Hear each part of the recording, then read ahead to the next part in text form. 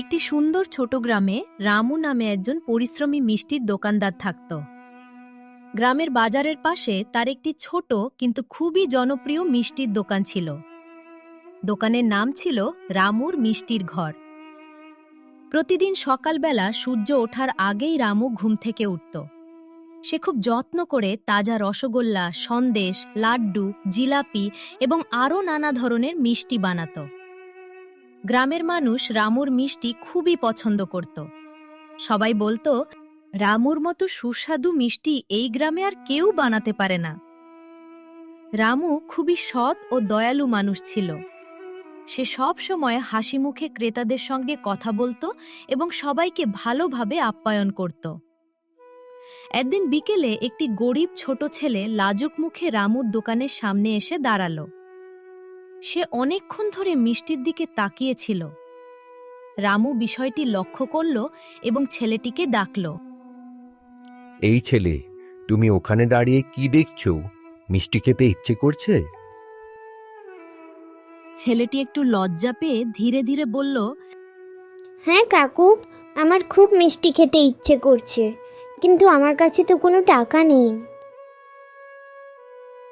রামু ছেলেটির কথা শুনে মায়া পেল।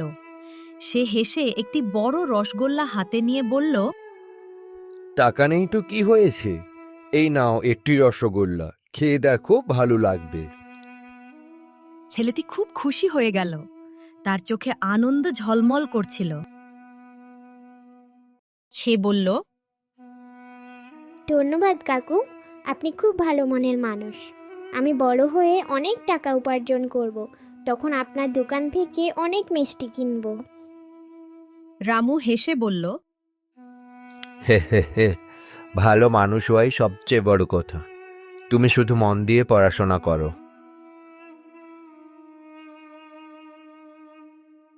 কয়েকদিন পরে সেই ছেলেটি তার বাবার সাথে রামুর দোকানে আবার এলো।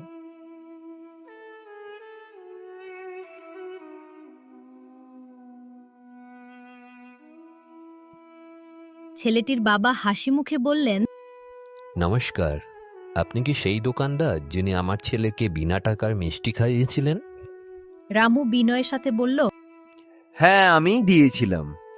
ছেলেটি মিষ্টি খেতে চাইছিল, ওর কাছে টাকা ছিল না, তাই আমি একটু মিষ্টি দিয়েছিলাম। ছেলেটির বাবা খুব খুশি হয়ে বললেন, আপনার দয়ালু মন দেখে আমি খুব খুশি হয়েছি। আজকে আমাদের বাড়িতে একটি অনুষ্ঠান রয়েছে, তাই আপনার দোকান থেকে আজ আমি অনেক মিষ্টি কিনব। সেদিন রামুর দোকানে অনেক বিক্রি হলো এবং সে খুব আনন্দ পেল। ভালো কাজ করলে একদিন না একদিন তার ভালো ফল অবশ্যই পাওয়া যায়।